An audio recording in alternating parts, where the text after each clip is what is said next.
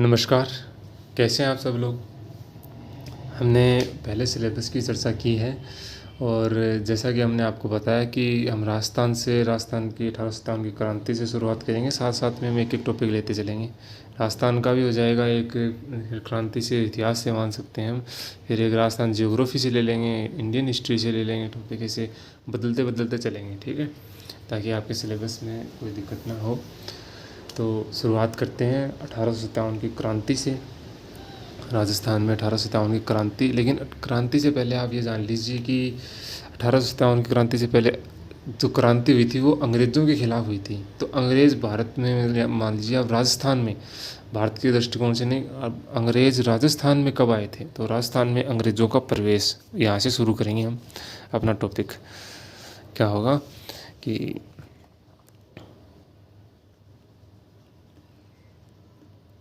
राजस्थान में अंग्रेज़ों का प्रवेश।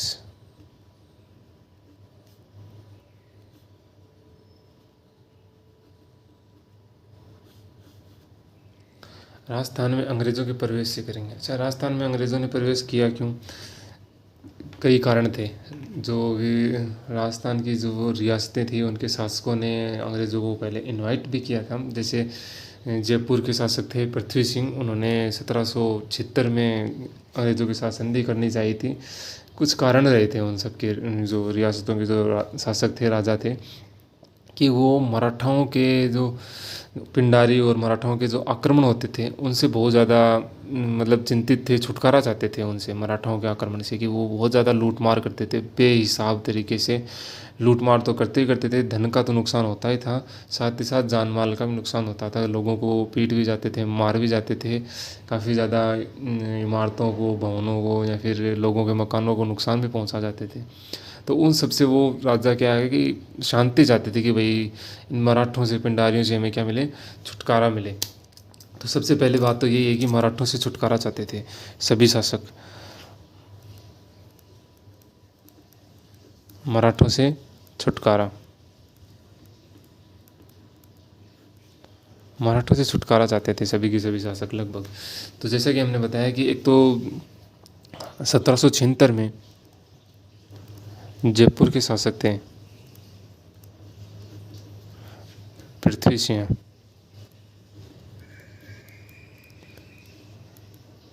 अंग्रेज़ों के साथ संधि करनी चाहिए थी।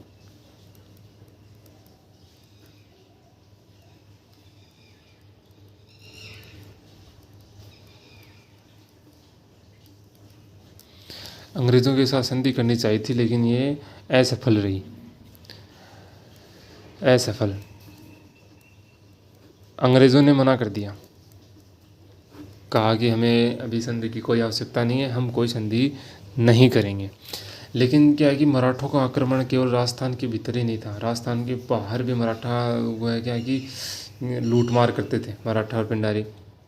तो धीरे धीरे क्या है कि वो अंग्रेज़ों के साथ जो राजस्थान के बाहर के जो शासकों ने संधियाँ कर रखी थी, उन इलाकों में भी मराठा लूटमार करते थे। तो इससे अंग्रेज़ परेशान हो गए थे। तो अंग्रेज़ भी क्या चाहते थे बाद में कि मराठों से कैसे भी करके छुटकारा मिले।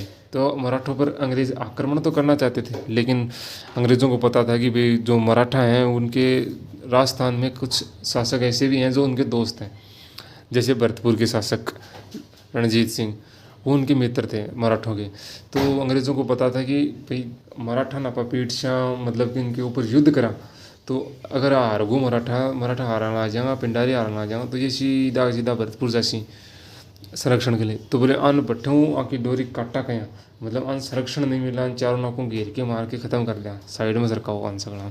तो उससे बचने के लिए अंग्रेज़ों ने सबसे पहले भरतपुर के शासक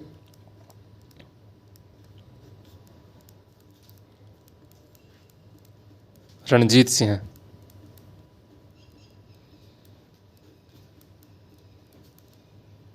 रणजीत सिंह से सितंबर 1803 में संधि कर ली थी, जिसको कहते हैं हम सहायक संधि। ध्यान रहे, ये अधीनस्थ भारतीय की संधियाँ नहीं है जिनमें अंग्रेज अपना प्रभुत्व स्थापित करते हैं या फिर सर्वोच्चता स्थापित करते हैं। ये वो संधियाँ नहीं है, ये केवल और केवल सहायक संधियाँ हैं, जिनमें शर्त क्या थी शर्त थी कि आप अंग्रेज़ों ने कहा कि हम आपके शत्रु को शरण नहीं देंगे, नहीं देंगे, और आप हमारे शत्रु को शरण नहीं देंगे। अंग्रेज चाहते थे कि मराठों को पीटा जाए कैसे भी करके, और मराठा कहाँ जा सकते हैं, भरतपुर जाएंगे। तो भरतपुर वालों के साथ कर लें कि भाई ते हमारे दुश्मन ने जगह नहीं देगा, मतलब शरण नहीं देगा, कन्ने कोई आशाना नहीं देगा, और मैं थाला शत्रु को दिया। अब आँख को शत्रु भाई भरतपुर वालों को शत्रु अंग्रेजा क्या लेड़ा हो, कन्न नीड़ा नीड़ा सी को नेड़ो। लेकिन अंग्रेजा नीड ही इस टाइम पर जरूरत थी कि भाई आप मराठा को कहीं भी करके कनेक्शन तोड़ा। भरतपुर का शासक मान लिया बात, बोले ठीक है कोई बात कौन, तो यह संधि स्वीकार होगी, यह संधि मान ली गई। लेकिन भरतपुर के सागे सागे अब क्या है कि क्योंकि भरतपुर के जो राजस्थान की रियासतें के जो शासक थे वो अंग्रेज़ों के साथ संधि पहले से करना चाहते थे, और भरतपुर के पास अंग्रेज़ स्वयं आ गए, तो भरतपुर ने आराम से संधि को क्या कर लिया, स्वीकार कर लिया। भरतपुर के साथ साथ ही आया अलवर। अलवर के शासक ने कहा कि साहब मैं देंगा, मराठन और पिंडारियान बोले मैं देंगा संरक्षण, शरण में देंगा। अब बहादुर बोले भरतपुर वालों शासक रणजीत सिंह ने देशी, तो बोले मैं देशी शरण। तो परिणाम स्वरूप अलवर के शासक बख्तावर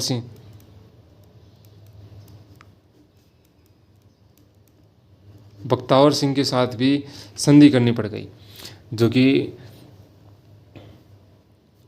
नवंबर 1803 में हुई थी। नवंबर 1803 में बख्तावर सिंह के साथ अलवर में, और इनको संधि करनी पड़ गई थी। किसको? अंग्रेज़ों को। अंग्रेज और बख्तावर सिंह के मध्य क्या हो गई थी, संधि हो गई थी। कब? नवंबर 1803 को हुई थी। अब आँख सागे सागे जयपुर, जयपुर का उस समय था जगत सिंह। आपको अभी अभी थोड़ी देर पहले बताया था कि जयपुर का जो शासक था पृथ्वी सिंह, वो 1776 में पहले ही कोशिश कर चुका था अंग्रेज़ों के साथ संधि करने की, क्योंकि जयपुर रियासत पहले से अंग्रेज़ों के साथ मिलना चाहती थी। तो दो के साथ संधियाँ हो गई, तो जयपुर पीछे क्यों रहेगा। जयपुर के जगत सिंह ने कहा कि साहब मालो बापू आयो तारकन सोमपल्ली में ही आया, अरे मारे सागे संधि कौन करी, और सागे संधि करना आ रहे हो, आ तो कौन चल रहा साहब, मारे सागे भी करनी पड़ेगी। तो अंग्रेजा बोले ठीक है लो कोई आपने को और कोई शर्त है ही कौन, शर्त केवल एक ही, बोले ते हमारे शत्रु शरण नहीं देगा, मैं तारा शत्रु ने शरण नहीं देंगा। तो बोले एक छोटी शत्रु है, बोले कर लो कोई दिक्कत को नहीं। बोले तो आकस आगे भी संधि कर ली। दिसंबर 1803 में संधि हो गई अंग्रेज़ों के साथ। किसने संधि कर ली? जगत सिंह। जगत सिंह ने, जयपुर के जगत सिंह ने अंग्रेज़ों के साथ भी संधि कर ली। लेकिन क्या कि उसके बाद अब देखो संधियाँ हो गई तुरंत प्रभाव से, अब अंग्रेज़ क्या करेंगे, मराठों पर आक्रमण करेंगे। अंग्रेज़ों ने मराठों पर आक्रमण किया।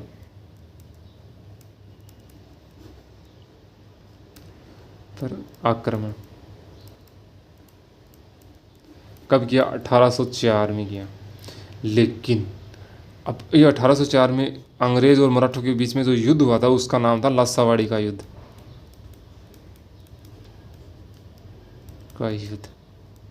इस युद्ध की एक विशेषता, मतलब आप ये मान सकते हो खास बात, कि अलवर का जो शासक था बख्तावर सिंह, ये प्रथम ऐसा शासक था, राजस्थान का प्रथम ऐसा शासक जो अंग्रेज़ों की ओर से युद्ध लड़ने आया था। मतलब पहला शासक था राजस्थान का। अलवर, अलवर के शासक बख्तावर सिंह। बख्तावर सिंह ने युद्ध में सहयोग किया था।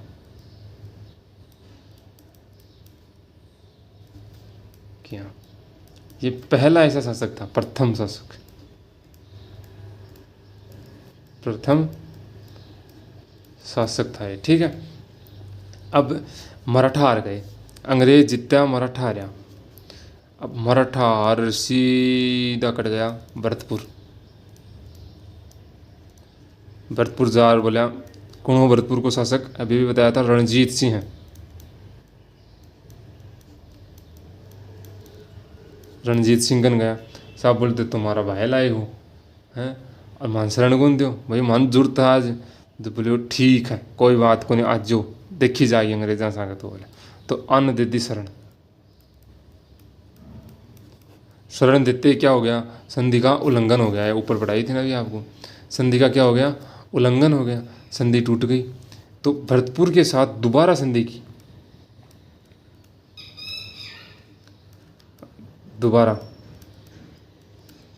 दोबारा संधि हुई थी 1805 में अंग्रेज़ों की।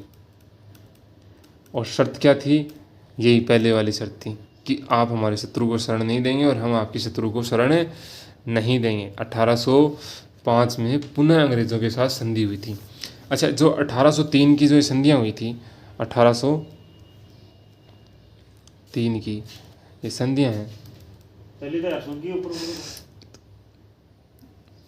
1803 की जो संधियाँ हैं, इनके इस समय जो भारत का गवर्नर जनरल हम जिसे कहते हैं, जीजी, गवर्नर जनरल, कोष्टक में हम लिख सकते हैं जीजी, ये कौन था, ये था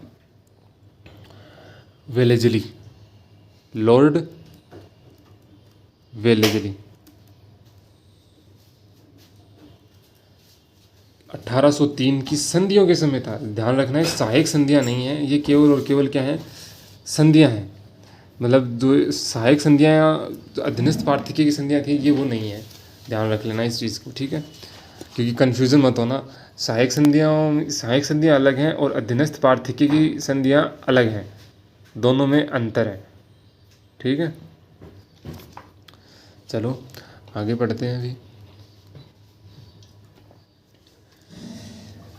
अब थे जो 1857 की, मतलब 1817 में अंग्रेज़ों और जो शासकों के मध्य संधियाँ हुई थी, उनके और क्या कारण थे, मतलब या फिर कारण से पहले हम कारण देखते हैं ना। पहले कारण, संधियों के कारण क्या क्या थे। संधियों के कारण कई सारे थे, जैसे एक तो पिंडारियों की, मतलब पिंडारी, और मराठों का आक्रमण, सामंतों में असंतोष,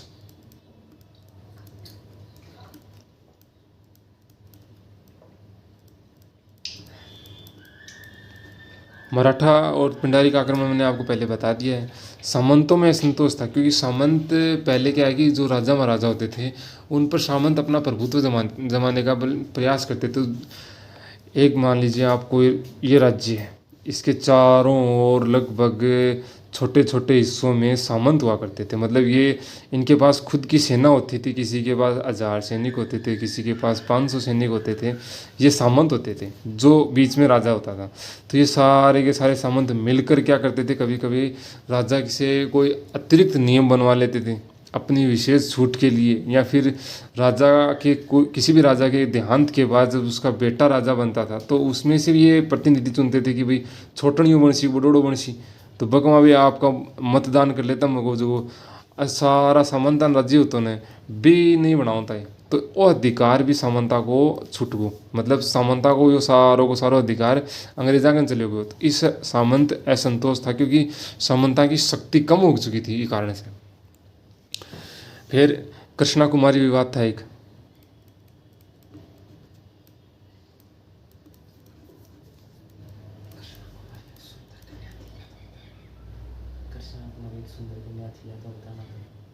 कृष्णा कुमारी विवाद था। कृष्णा कुमारी विवाद ये हमारे कृष्णा कुमारी एक बहुत ही अति सुंदर कन्या थी, जिसके विवाह से संबंधित था। मतलब मारवाड़ की कन्या थी, इसको मेवाड़ में इसका लगन करना पहले तय हुआ था, लेकिन मेवाड़ के शासक भीमसिंह हैं, वो उनका देहांत हो गया था, जिस कारण उनका नारियल है वो जयपुर जगत सिंह के पास भेज दिया गया था। इससे असंतोष होकर मारवाड़ के शासक जो भीम सिंह के छोटे भाई थे मान सिंह, उन्होंने असंतोष हुए और मारवाड़ और जयपुर के बीच में युद्ध हुआ, जिसमें पिंडारी भी सम्मिलित हो गए। अमीर खां पिंडारी दोनों में मध्यस्थता की और मारवाड़ के शासक भीम सिंह, ध्यान रखना मेवाड़ का शासक भी भीम सिंह था और मारवाड़ का शासक भी भीम सिंह था। मतलब भीम सिंह ने अपनी बेटी का विवाह भीम सिंह के साथ ही तय किया था पहले, जिस भीम सिंह की मृत्यु हो गई थी जो मेवाड़ का शासक था। पिंडारी जो आमिर खां पिंडारी था, उन्होंने मारवाड़ के शासक भीम सिंह को कहा था कि के तो थाली छोरी मेरे गैल बे दे और नहीं इस बात में इन्हें जहर देते। आ दोनों जाऊँ कोई से जगह कौन जाएगी नहीं, बोले पूरा राजस्थान है आपस में लड़ लड़ के मरसी बोले। तो इस कारण मारवाड़ के शासक ने जहर देकर से कृष्णा कुमारी को मार दिया था, मतलब एक तरह से हत्या कर दी थी।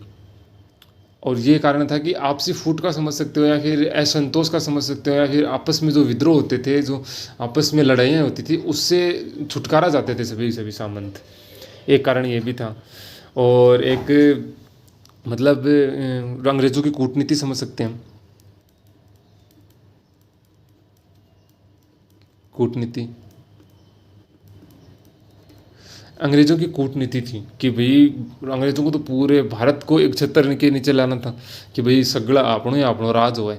तो वहाँ की एक राजनीति कूट भी थी कि भाई अपन कहीं भी करके मतलब सभी के साथ संधियाँ करनी है और सगड़ा आपनो ही शासन चाल है। और एक था राजाओं के मध्य आपसी फूट, आपसी फूट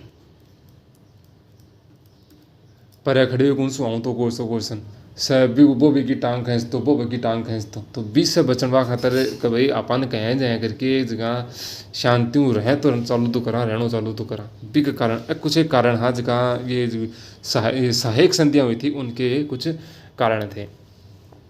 अच्छा कारण कारण हो गए। अब अधीनस्थ पार्थक्य की संधियों में मतलब इससे संबंधित मान सक अधीनस्थ पार्थक्य की संधियाँ मानते हैं हम, है ना।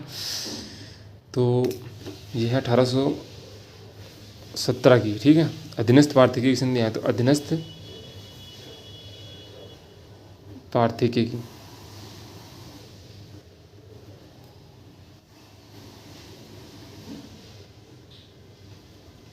संधियाँ, इसमें कुछ एक तथ्य देख लेते हैं पहले। मतलब ये संधियाँ हुई किन किन की थी जी। एक तो शासकों रियासतों के शासक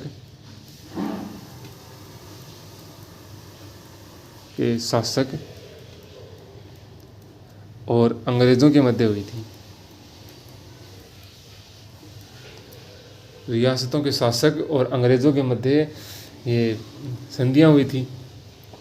और इसमें क्या कहा था कि रियासतों के शासक हैं वो अंग्रेज़ों की सर्वोच्चता और संरक्षण स्वीकार करेंगे। एक तो सर्वोच्चता स्वीकार करेंगे, एक संरक्षण स्वीकार करना पड़ेगा अंग्रेजा की। अच्छा इस टाइम पर जीजी, अब मैं सीधो जीजी लिख सकता हूँ। गवर्नर जनरल पहले बताया था आपको, 1803 के समय गवर्नर जनरल कौन था? Lord Wellesley. और अभी 1817 की बात चल रही है, अभी 1817-18 इस समय कौन था? हेस्टिंग्स था। कौन था? हेस्टिंग्स। भारत का गवर्नर जनरल कौन था उस समय? हेस्टिंग्स था। अच्छा जो राजाओं के साथ संधियाँ हुई थी ये की किसने थी? हेस्टिंग्स के प्रतिनिधि ने की थी। मतलब जो हेस्टिंग्स का सलाहकार मान सकते हैं या फिर प्रतिनिधि के रूप में जो सामने आता है ना, तो हेस्टिंग्स का प्रतिनिधि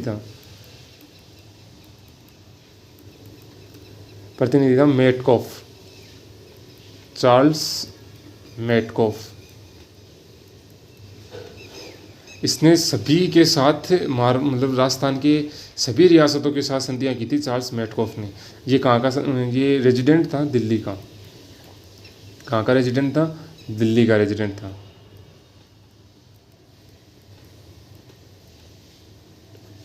दिल्ली का रेजिडेंट था चार्ल्स मेटकॉफ। लगभग तीन रियासतें ऐसी थी जिनको मेटकॉफ ने संधियाँ न करके मेटकॉफ के स्थान पर मेलकम ने संधियाँ की थी। 3 रियासतों को छोड़कर बाकी सभी रियासतों के साथ मेटकॉफ ने संधियाँ की थी। तो दूसरा प्रतिनिधि कौन था? एक था मेलकम। कौन था? मेलकम। ये याद रखना, ये परीक्षा की दृष्टि में कई बार पूछ लेते हैं। इसके जो जिन 3 रियासतों के साथ इसने संधियाँ की थी उनका नाम देकर पूछ लेते हैं कि इसके साथ संधियाँ किसने की थी। तो हम पढ़ लेते हैं कि भाई लगभग सभी रियासतों के साथ मेटकॉफ ने की थी, तो इन 3 रियासतों के साथ मेटकॉफ ने नहीं की थी। ये कन्फ्यूजन वाला रह जाता है कई बार, तो ध्यान रख लेना। मेलकम है ये मालवा का शासक था, मतलब रेजिडेंट था उस समय।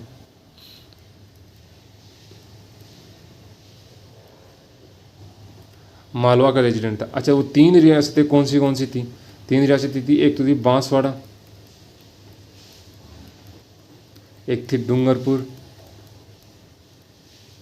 एक थी प्रतापगढ़। बांसवाड़ा, डूंगरपुर और एक थी प्रतापगढ़। इन 3 रियासतों को छोड़कर बाकी सभी रियासतों के साथ संधि की थी मेटकॉफ ने, और इन 3 रियासतों के साथ संधि की थी मेलकम ने। ठीक है, और कब की थी? 1817-18 की संधि है।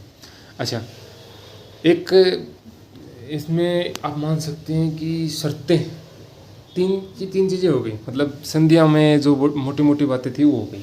अब इनकी शर्तें देख लेते हैं कि भाई अधीनस्थ पार्थिकी की जो संधियाँ थी 1817-18 की जो संधियाँ हैं की शर्तें देख लेते हैं कि भाई कौन क्या स्वीकार करेगा। पहले तो ये बात देख लेते हैं। तो पहले अंग्रेज़ों की देख लेते हैं कि अंग्रेज़ क्या क्या स्वीकार करेंगे, फिर देखेंगे कि भाई राजस्थान की जो रियासतें हैं उन्हें क्या स्वीकार करना होगा। पहले अंग्रेज़ों का देख लेते हैं। अंग्रेज़ों ने कहा कि हम आपका वंशानुगत अधिकार स्वीकार करेंगे। वंशानुगत अधिकार स्वीकार करेंगे। ठीक है, और इसमें एक याद रख लेना, मोस्ट है, रेड पेन से लिख देता हूँ कि जो कोटा का शासक था ना, कोटा में शासक और दीवान दोनों का क्या है कि वंशानुगत अधिकार स्वीकारा था। कोटा की केवल याद रख लेना, नोट है एक तरह से, कभी कोटा के जो शासक और दीवान दोनों को वंशानुगत अधिकार स्वीकार कर लियो कि भाई हाँ, जो दीवान है वो को भी बेटो दीवान बनसी, आगे कोई दिक्कत को नहीं हुआ। शासक और वंशानुगत अधिकार दीवान दोनों के स्वीकार किए थे। इसमें एक दिक्कत ये हो गई थी कि दीवान है उसको शासक है जो भी कोई राजा है वो दीवान को हटा नहीं सकता था, क्योंकि उनका वंशानुगत क्या हो गया था, ये अधिकार हो गया था केवल और केवल कहाँ पर? कोटा में। याद रख लेना ये चीज़, लगभग कन्फ्यूजन वाली रहती है तो मैंने अलग ही बता दिया आपको। ठीक है, एक तो ये हो गया वंशानुगत अधिकार स्वीकार करेंगे अंग्रेज। अंग्रेज बाहरी आक्रमणों से सुरक्षा करेंगे, मतलब बाहरी आक्रमणों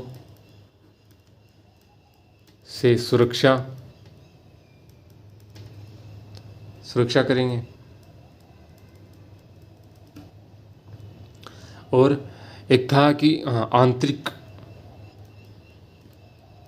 आंतरिक शांति स्थापित करेंगे। अच्छा, आंतरिक शांति मतलब कि भाई बताया था ना, कारण बताया था ना आपको, कभी आपसी फूट थी राजाओं में, क्या थी? आपसी फूट, एक दूसरे के जद्दी सिर फोड़ने तैयार हो जाता।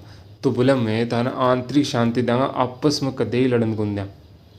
बाहरी आक्रमण बोले राजस्थान के कोई बारू कोई यार तान मारवाड़ का, मतलब बाहर से कोई आके आपके ऊपर हमला नहीं करेगा। बाहरी आक्रमणों से हम आपकी क्या करेंगे? सुरक्षा करेंगे। ये तो अंग्रेज़ों ने मानी बातें। अच्छा, फिर अपना रियासत आना की चीज़ें मानी। रियासत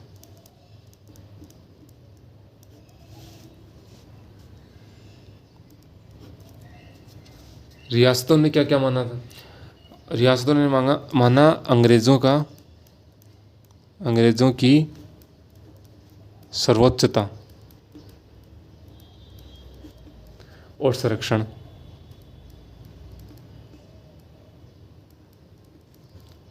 इन दोनों को क्या किया? स्वीकार कर लिया। स्वीकारा था इन दोनों चीज़ों को कि भाई सर्वोच्चता सौ ऊपर कानून आका ही रहसी, संरक्षण आकनु ही लेनो पड़सी। विदेश नीति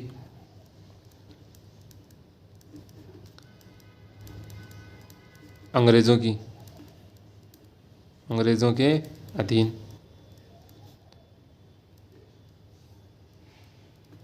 अंग्रेजों के अधीन रहेगी। पॉलिटिकल एजेंट प्रत्येक मतलब रियासत में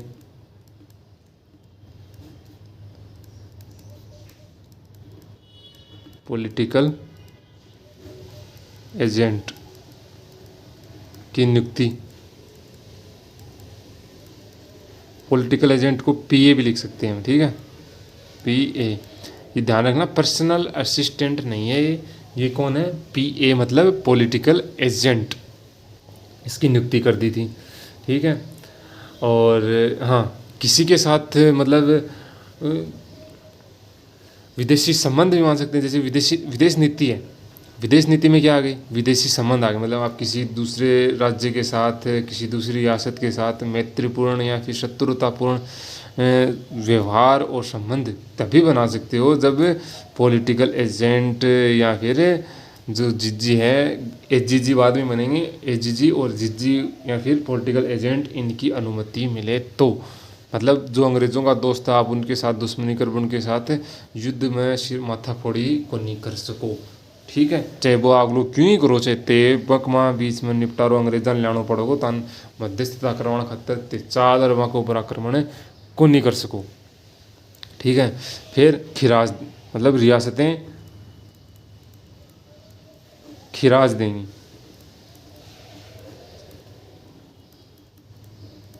ये था टैक्स,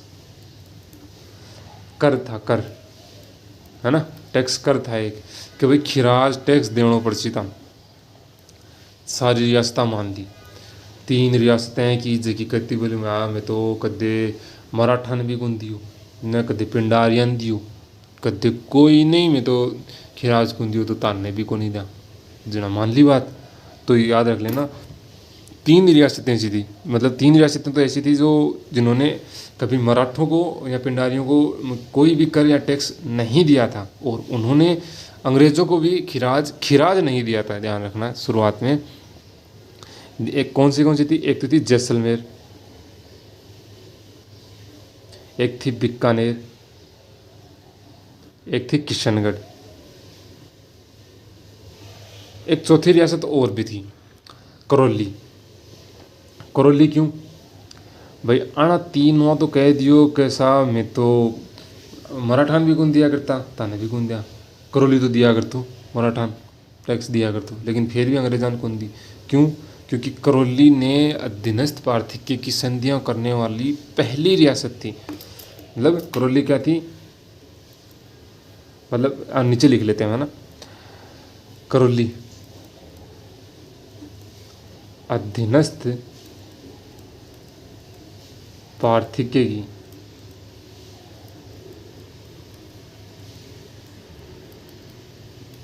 संधि करने वाली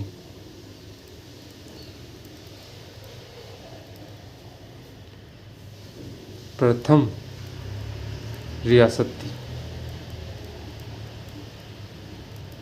अच्छा, करी कब थी, 1817 में। 1817 में कब की थी, 9 नवंबर 1817। 1817। एक चीज़ और याद रखना आप लोग कि 1817-18 की जो संधियाँ हैं, इनमें 3 रियासतें ऐसी हैं जिन्होंने 1817 में संधियाँ स्वीकार की थी, कर ली थी। बाकी 2 रियासतें ऐसी हैं जिन्होंने 18 में, मतलब 1818 में संधियाँ न करके 1818 के बाद में संधियाँ की थी, 2 ने। बाकी सभी रियासतों ने 1818 में संधियाँ की थी। कुछ समझ में आया भाई? 3 रियासतें ऐसी हैं जिन्होंने 1817 में संधि की, और 2 रियासतें ऐसी हैं जिन्होंने 1817-18 में संधियाँ नहीं की थी, बाद में की थी। टोटल 5 होगी, और 5 ने छोड़ बाकी सगड़ी जितनी भी रियासतें सगड़ियाँ 1818 में संधियाँ कर ली थी। अब 1 नंबर तो होगी करौली, 2 नंबर पर ही टोंक, 2 नंबर पर थी टोंक, जिन्होंने अधीनस्थ प्रार्थी की संधि की थी। कब की थी टोंक ने की थी 17 नवंबर। याद रखना क्रम से हैं। 3 रियासतें बताई थी ना मैंने जिन्होंने 1817 में संधियाँ की थी। ठीक है, 3 थी, 2 तो हो गई, और तीसरी है कोटा, इसने की थी 26 दिसंबर 1817। इनको याद रखने का एक छोटा सा तरीका है, देखो कैटको, क्या हो गया कटको, कर्म से, मतलब पहले नंबर पे करौली, दूसरे पे टोंक और तीसरे पे कोटा। इन तीनों ने पहले संधियाँ कर ली थी 1817 में। 2 रियासतें ऐसी थी जिन्होंने 1817-18 के बाद में संधियाँ की थी, 17-18 में संधियाँ नहीं की थी। वह 2 गुण सी, मतलब कि सबसे लास्ट वाली और सबसे लास्ट में पहली, मतलब आप सेकंड लास्ट से नीचे चला तो 1 नंबर पर ही सिरोही, इसने की थी 1823 में। और इससे मतलब सेकंड लास्ट देखें तो जैसलमेर,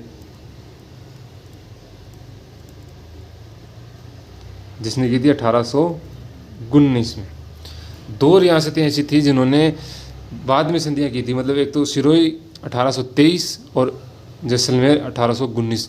ये याद रख लेना, कई बार पूछा जा चुका क्वेश्चन है कि सबसे अंत में अधीनस्थ प्रार्थी की संधि करने वाली रियासत कौन सी थी? सिरोही।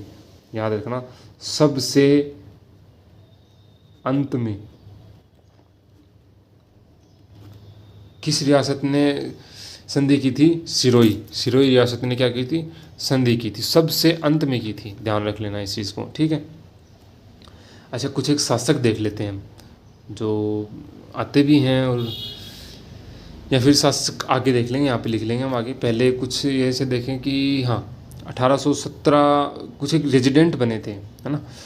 अब देखो जैसे जैसे सारी की सारी रियासतें बन गई, है ना, रियासतों के साथ संधियाँ हो गई, तो इन रियासतों पर जो पॉलिटिकल एजेंट हैं उनका कोई मुख्यालय भी होगा।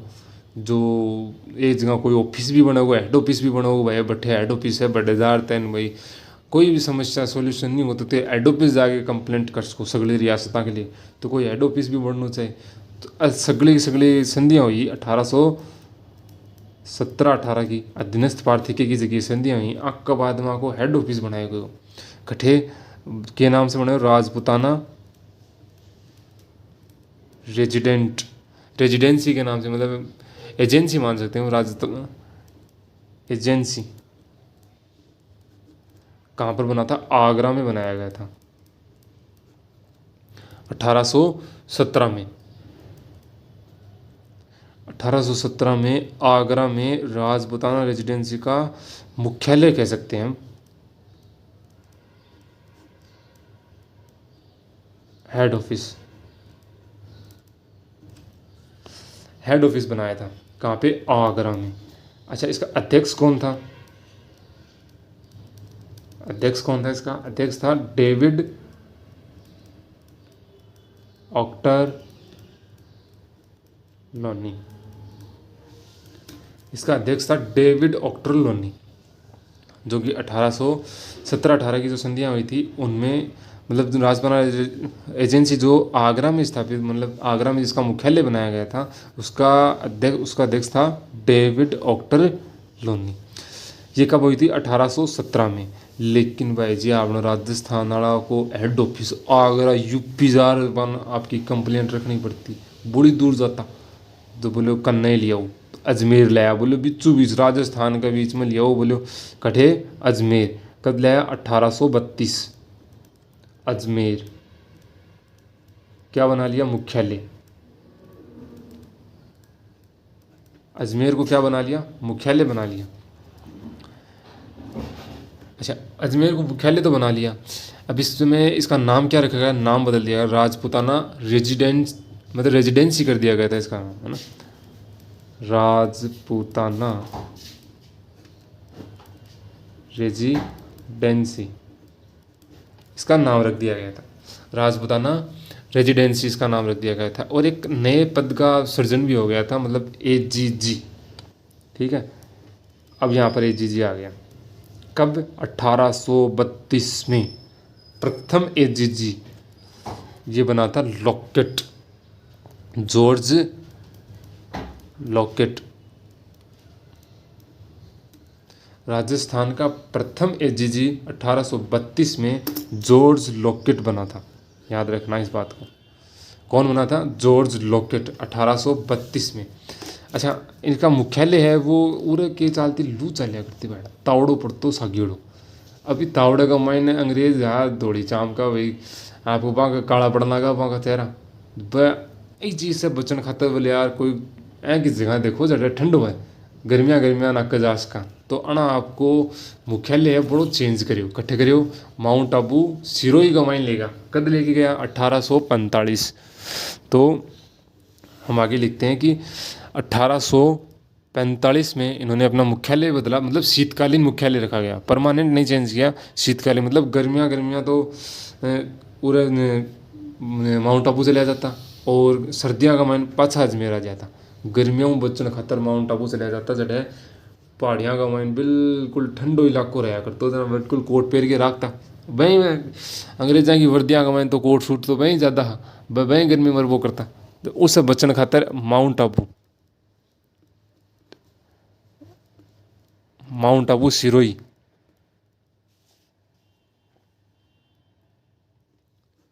माउंट आबू सिरोही को अपना मुख्यालय बनाया, जिसको ग्रीष्मकालीन मुख्यालय कहते हैं। शीतकालीन नहीं, ग्रीष्मकालीन, क्योंकि गर्मियों में जाता हो रहा, ग्रीष्मकालीन मुख्यालय। ये क्या हो गया? 1845 में ग्रीष्मकालीन मुख्यालय बना दिया गया था। ठीक है, अभी मतलब अब कुछ शासक देखें जिन्होंने मतलब रियासतों के समय थे, तो एक साइड लिख लेते हैं हम रियासत। अधीनस्थ पार्थिकी की संधियों के समय रियासत और शासक, है ना। कुछ मुख्य मुख्य देख लेते हैं जिनकी चर्चाएं अक्सर एग्जामों में आते हैं, जो जैसे 3 तो मतलब 5 रियासतें तो हमने पहले लिख ली, है ना, उनके शासक लिख लेते हैं। जैसे करौली, टोंक, कोटा, जैसलमेर, एक सिरोही था। इनके अलावा 2-3 रियासतें और देख लेते हैं। जैसे एक हमने शुरुआत में जयपुर भी देखा था, आपको ध्यान हो तो, जयपुर। एक कर लेते हैं मेवाड़, एक मारवाड़। मेवाड़ हो गई, एक हो गई मारवाड़, ठीक है। तो इनके शासक देखते हैं। करौली का शासक याद रखने को बहुत इजी तरीको है। करौली वाला शासक हमेशा अंत में पाल लगाऊंगा, पाल। एक में आ जाओ हरबख्श पाल। 1817-18 की अधीनस्थ पार्थिकी की संध्या जद करी ही हुई टाइम पर करौली को शासक कौन हो? हरबख्श पाल वहाँ का शासक था, ठीक है। फिर टोंक उस समय था आमिर खां पिंडारी। आपको बताया था ना, कृष्णा कुमारी विवाद बताया था आपको, तो उस समय टोंक का कौन था? आमिर खां पिंडारी। आमिर खां पिंडारी कहाँ का था? टोंक का। कोटा का था उमेद सिंह। कोटा की एक विशेष बात और बताई थी मैंने आपको, नोट लगवाकर, मतलब ब्रैकेट में रेड पेन से लिखा था कि कोटा में अंग्रेजों ने शासक पद को वंशानुगत स्वीकार किया था, लेकिन साथ ही साथ दीवान पद को भी वंशानुगत स्वीकार किया था। तो यहाँ पर आप दीवान या फिर प्रधानमंत्री प्रशासक के रूप में आप देख सकते हो, उसका नाम भी याद रखना है, जिसका नाम था जालिम सिंह। ये कौन था? दीवान भी कह सकते हो, प्रधानमंत्री भी कह सकते हो इसको, और प्रशासक भी कह सकते हो। मतलब शासक तो है उमेद सिंह, प्रशासक है जालिम सिंह, कोटा का, ठीक है। फिर आते हैं, हम देखते हैं जैसलमेर का था मूलराज सेकंड। मूलराज सेकंड कहाँ का था? जैसलमेर का। सिरोही का था शिव सिंह। देखो, सिरोही को सी, शिव सिंह को भी सी, सिरोही शिव सिंह। जयपुर का था जगत सिंह, जयपुर को जय, जगत सिंह को भी जय। मेवाड़ का था भीम सिंह है। आपको बताया था मैंने कृष्णा कुमारी विवाद में मेवाड़ के शासक भीम सिंह था और मारवाड़ को शासक को, मारवाड़ का था मान सिंह।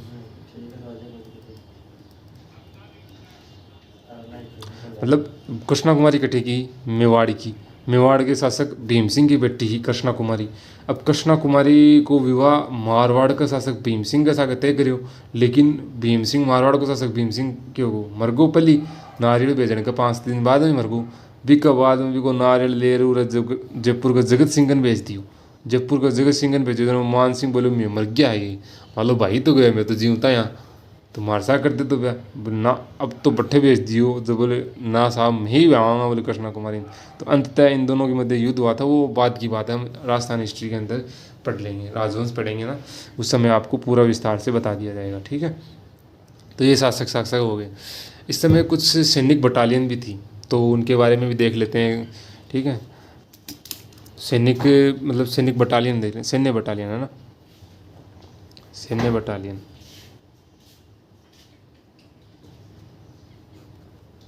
सैन्य बटालियनों के बारे में हम थोड़ी चर्चा करें तो देखें तो एक पहले है मेर या मेरवाड़ा बटालियन है ना, सबसे पहले मेर या मेरवाड़ा बटालियन। ये कब थी? 1822। इसका मुख्यालय क्या था? ब्यावर, अजमेर। मुख्यालय कौन सा था इसका? ब्यावर, अजमेर। याद रखना ये सबसे विश्वसनीय थी अंग्रेज़ों की, आगे भी आएगा, अंग्रेज़ों की विश्वसनीय बटालियन थी। कौन सी थी? मेर, मेरवाड़ा। और सबसे पहले भी इसी का गठन हुआ था, सोमपली को गठन हुआ था। ठीक है, याद रख लेना, ये आगे भी काम आएगी। जिसने 1857 की क्रांति में भी भाग नहीं लिया था। कब भाग नहीं लिया था? 1857 की क्रांति में भाग नहीं लिया था।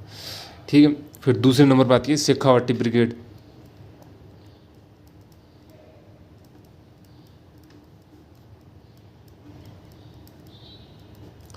दूसरे नंबर पे शेखावाटी ब्रिगेड आती है जिसका गठन हुआ था 1834। कहाँ पर? झुंझुनू।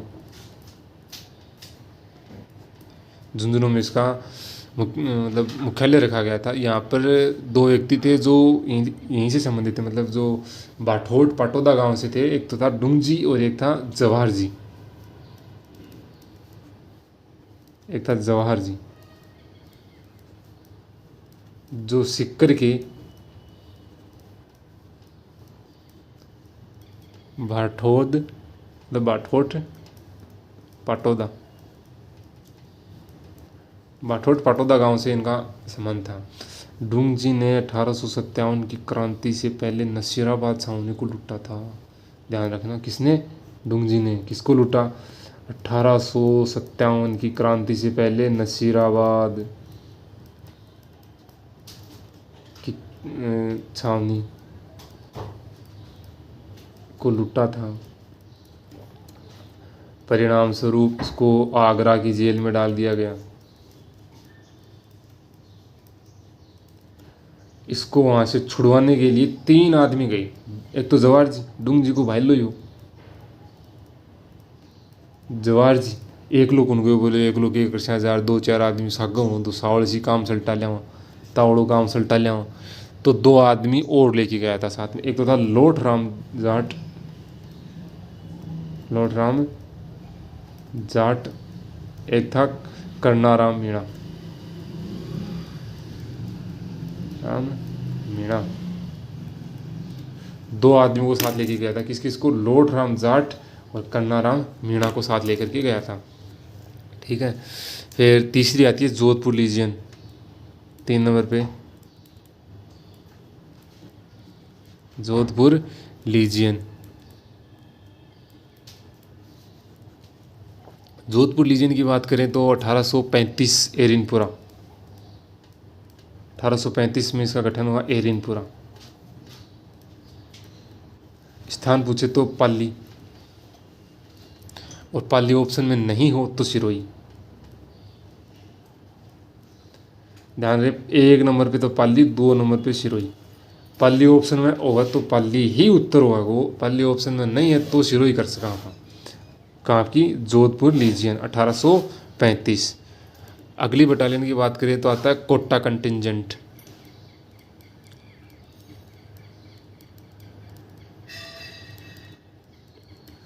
इसका मुख्यालय मतलब इस गठन हुआ था 1838 में।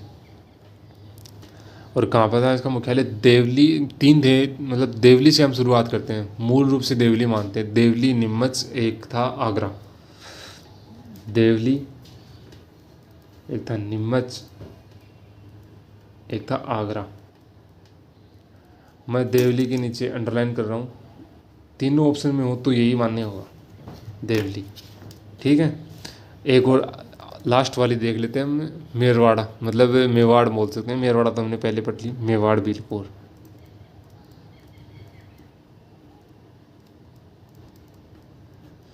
मेवाड़ बीलकोर, इसके भी स्थापना दिवस पे 2 डेट मिलती हैं, मतलब 2 सन मिलती हैं, एक तो 1837 और 1841। मुख्यालय कहाँ था इसका? खेरवाड़ा। ठीक है, अच्छा तो मेवाड़ बिल इसके 2 सन मिलती हैं, तो इसमें से सही कौन सी मानेंगे हम? सही मानेंगे 1841 को। 1837 2 नंबर प्रायोरिटी रहेगी। क्यों? 1841 में इसका गठन हुआ था, 1837 में इसका प्रस्ताव दिया गया था कि भाई हाँ अपन मेवाड़ बिलकोर एक बटालियन को गठन करना चाहे। इको प्रस्ताव दियो 1837 में और गठन ओयो हो 41 में। तो जब 41 ऑप्शन में हो तो 41 ही उत्तर माना और 37 उत्तर को नहीं माना। अब एक चीज़ छोटी सी बात वो ध्यान रख लियो कि मेर बटालियन जगह मेरवाड़ा बटालियन बोल दो चाहे, और एक मेवाड़ बिलकोर, इन दोनों ने क्रांति में भाग नहीं ले गया। मतलब आगे जो 1857 की क्रांति हुई उसमें ये दोनों बटालियनें भाग नहीं लेंगी। ठीक है, तो इसके बाद में हम शुरुआत करेंगे 1857 की क्रांति की। इससे पहले फिर से देख लेते हैं एक बार शुरुआत से कि राजस्थान में अंग्रेज़ों का प्रवेश एक झलक में फिर से देख लेते हैं। इससे पहले आपको बता दूं कि आपको कुछ भी इस वीडियो से या फिर इस टॉपिक से संबंधित कोई भी क्वेश्चन करना हो तो आप कमेंट बॉक्स में कर सकते हो, या फिर यहाँ पर आपको टेलीग्राम का चैनल भी दे दिया जाएगा जिसमें आप कमेंट करके लिख सकते हो, आपको उस वहाँ पर भी उत्तर मिल जाएगा टेलीग्राम का। टेलीग्राम का भी लिंक आपको मिल जाएगा इसमें।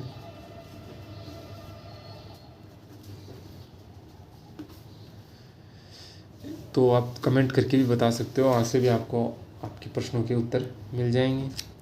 अब एक बार फिर से देख लेते हैं राजस्थान में अंग्रेज़ों का प्रवेश। तो मराठों से छुटकारा चाहते थे, मतलब राजस्थान की जितनी भी रियासतें थी वो मराठों से परेशान थी, उनसे छुटकारा चाहती थी, इसलिए अंग्रेज़ों से संधियाँ करनी चाहिए। सबसे पहले संधि करनी किसने चाहिए थी? 1776 में जयपुर के पृथ्वी सिंह ने अंग्रेज़ों के साथ क्या करनी चाहिए थी? संधि, जिसमें वो सफल नहीं रहे, अंग्रेज़ों ने इनकार कर दिया था संधि करने से। उसके बाद मराठों से युद्ध में, मतलब मराठों से अंग्रेज़ युद्ध करना चाहते थे और ये चाहते थे कि अंग्रेज मराठा भागकर किसी राजपुताना का किसी भी रियासत के साथ सहयोग ना ले और हमारे लिए कोई दुविधापूर्ण काम ना कर पाए। तो उसके लिए अलग अलग रियासतों के साथ संधियाँ करनी शुरू की थी, जिसमें सबसे पहले भरतपुर था, क्योंकि मराठों के साथ भरतपुर के मैत्रीपूर्ण क्या थे? संबंध थे। सबसे पहले भरतपुर के रणजीत सिंह के साथ संधि की थी, उसके बाद अलवर के बख्तावर सिंह के साथ संधि की, उसके बाद जयपुर के जगत सिंह के साथ संधि की थी। ये तीनों की तीनों संधियाँ 1803 की हैं। इस समय जो भारत का गवर्नर जनरल था वो था लॉर्ड वेलेजली। कौन था? लॉर्ड वेलेजली उस समय भारत का गवर्नर जनरल था। ठीक है, और 1817 मतलब 1817 की जो आगे अधीनस्थ वार्षिकी की संधियाँ हुई थी उसके कारण क्या थे? पहली बात तो ये कारण थे कि पिंडारी और मराठों का आक्रमण बहुत होता था, सामंतों में असंतोष था, कृष्णा कुमारी विवाद था, अंग्रेज़ों की कूटनीति थी और सामंतों की मान सकते हैं कि राजाओं की जो रियासतों के शासक थे उनकी आपसी फूट थी। मतलब एक दूसरे में खरी खुट्टी कौन सा होता, दूर खड़े भी दिख जाता ना तो गाड़ी काटता कि कहाँ करो देर मारता। तो अधीनस्थ वार्षिकी की संधियाँ हुई, किन किन के मध्य हुई? रियासतों के शासक और अंग्रेज़ों के बीच में होती। शर्तें क्या रखी गई कि भाई अंग्रेज़ों की सर्वोच्चता रखी मतलब मानी जाएगी और अंग्रेज़ों का संरक्षण स्वीकार करना होगा। और 1817-18 की जो संधियाँ हुई थी उस समय भारत का गवर्नर जनरल था हेस्टिंग्स, लॉर्ड हेस्टिंग्स था। प्रतिनिधि हेस्टिंग्स का प्रतिनिधि आया था, हेस्टिंग्स खुद नहीं आया था, इसका प्रतिनिधि चार्ल्स मेटकॉफ आया था जो जिसने राजस्थान की सभी रियासतों के साथ संधियाँ की थी सिवाय 3 रियासतों को छोड़कर। कौन कौन सी? बांसवाड़ा, डूंगरपुर, प्रतापगढ़ को छोड़कर इन 3 रियासतों के साथ संधियाँ की थी मेलकम ने, जो कि मालवा का रेजिडेंट था। चार्ल्स मेटकॉफ है वो दिल्ली का रेजिडेंट था। शर्तें क्या थी? शर्तों में अंग्रेज़ों ने क्या क्या स्वीकार किया? अंग्रेज़ों ने स्वीकार किया, एक तो राजाओं का वंशानुगत अधिकार स्वीकार कर लिया, कहा कि हम आपकी बाहरी आक्रमणों से रक्षा करेंगे, आंतरिक शांति बनाए रखेंगे। 3 चीज़ें अंग्रेज़ों ने स्वीकार की। फिर रियासतों ने क्या क्या स्वीकार किया? रियासतों ने स्वीकार किया कि आप अंग्रेज़ों की सर्वोच्चता और संरक्षण स्वीकार कर लिया, अपनी विदेश नीति अंग्रेज़ों को दे दी और हर एक रियासत में पॉलिटिकल एजेंट की नियुक्ति कर दी। चौथी बात, रियासतें अंग्रेज़ों को खिराज देंगी, टैक्स कर देंगी। ठीक है, 4 रियासतें थी जिन्होंने टैक्स देने से इनकार किया था, जो टैक्स नहीं देती थी, जैसलमेर, बीकानेर, किशनगढ़ और करौली। ठीक है, करौली सबसे पहली थी, इस कारण जैसलमेर, बीकानेर, किशनगढ़ ये तीनों की तीनों मराठा और पिंडारियों को भी टैक्स नहीं दिया करती थी। ठीक है, तो इन तीनों को मतलब कौन कौन सी थी? सबसे पहले करौली। करौली ने अधीनस्थ पार्थिकी की संध्या जो कि 1817 में हुई थी, वो कब सबसे पहले की थी? कब की थी? 9 नवंबर 1817। तारीख आप याद नहीं भी रख पाओ तो कोई दिक्कत नहीं है, नवंबर 1817 याद रख लोगे तब भी ठीक है, इतने में भी अपना काम चल जाएगा। तो पहले नंबर पे था करौली, दूसरे नंबर पे थी टोंक 17 नवंबर, तीसरे नंबर पे कोटा। इसको तारीख याद करने की इच्छा भी हो तो आपको बता दूं, देखो 9 दूनी 18, 1 गयो 17 बचा, 9 तीय 27, 1 गयो 26 बचा। तो क्रम ही याद रखना चाहो तो मैं भी याद रख सकते। ठीक है, फिर तीसरे एक थी जैसलमेर, सबसे अंत में, मतलब सबसे अंत में किसने की थी? सिरोही। सेकेंड लास्ट कौन सी थी? जैसलमेर। 1819 जैसलमेर और सिरोही थी 1823। अब राजपुताना रेजिडेंसी का स्थापना की गई थी। भाई जितनी भी रियासतें साथ संधि हुई बाको कोई हेड ऑफिस भी तो है, तो हेड ऑफिस के लिए 1817 का में आगरा का में राजपुताना एजेंसी की स्थापना कर दी। एगो अध्यक्ष कौन बने, मतलब पहलो को संस्थापक का माइन करता धरता कौन बने? डेविड ऑक्टर लोनी। एक जो हेड ऑफिस को मुख्यालय को इंचार्ज किन सौंपे गए थे? डेविड डॉक्टर लोनी का माइन। लेकिन आगरा का राजस्थान से दूर रह जाता था उस टाइम पे, तो इस मुख्यालय को राजपुताना क्षेत्र के अंदर ही लेके आए और राजपुताना क्षेत्र के लगभग बीच में ले आए, लगभग बीच में अजमेर में लेके आ गए। अजमेर में कब लाए थे? 1832 में लाए थे। कितना टाइम निकला? देखो 17 दूनी 34, 2 गया 15 साल बाद में, मतलब 15 साल बाद में 1832 में अजमेर मुख्यालय बनाया था और उस समय राजपुताना रेजिडेंसी नाम कर दिया गया और एचजीजी के पद का सृजन हुआ था, जिसमें एचजीजी का पद पे कौन था? George locket. 1817 की संधियों के समय एचजीजी कौन था? जॉर्ज लॉकेट था। फिर देखते हैं हम, हाँ, माउंट आबू 1845 में माउंट आबू मतलब सिरोही को ग्रीष्मकालीन मुख्यालय बना लिया गया था। कुछ रियासतें हैं उनके शासक हैं, करौली का हरबख्श पाल। देखो करौली के जितने भी शासक आएंगे उनके अंत में पाल मिलेगा। ठीक है, टोंक अमीर खां पिंडारी, आगे वजीरुद्दौला भी आएगा, अलग अलग रहेंगे, मतलब जो अपने मूल शासक हैं उनसे हटकर रहेंगे। ठीक है, फिर कोटा है उमेद सिंह और जालिम सिंह है, ये प्रशासक था। ठीक है, हाँ, और फिर जैसलमेर है, इसमें है मूलराज सेकंड। सिरोही का था शिव सिंह, देखो सिरोही का सी और शिव सिंह का भी सी। जयपुर का जगत सिंह बिल्कुल मैच कर रहे हैं। मेवाड़ का भीम सिंह था, कृष्णा कुमारी विवाद से आपको बताया था। मारवाड़ का मान सिंह था। कुछ एक सैनिक बटालियन थी, देखो मारवाड़ का माँ और मान सिंह का भी माँ, तो आराम से याद हो जाएंगे, कई तो बिल्कुल सेम चलते हैं नाम। फिर आता है कुछ एक बटालियन थी, जैसे मेरवाड़ा बटालियन, और एक शेखावाटी ब्रिगेड थी, एक जोधपुर लीजियन थी, एक कोटा कंटिजेंट थी, एक मेवाड़ बिलकोर थी। ये सारी की सारी क्या थी? बटालियनें थी उस टाइम पर।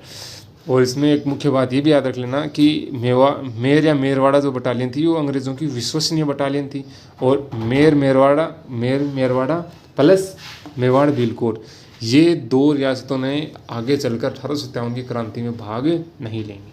ठीक है, वीडियो अच्छा लगे तो लाइक, सब्सक्राइब, शेयर ज़रूर करें। कोई भी क्वेश्चन हो तो आप कमेंट बॉक्स में लिख सकते हैं। टेलीग्राम चैनल पर लिख के भेज सकते हैं, आपको आपके क्वेश्चनों के उत्तर मिल जाएंगे। धन्यवाद।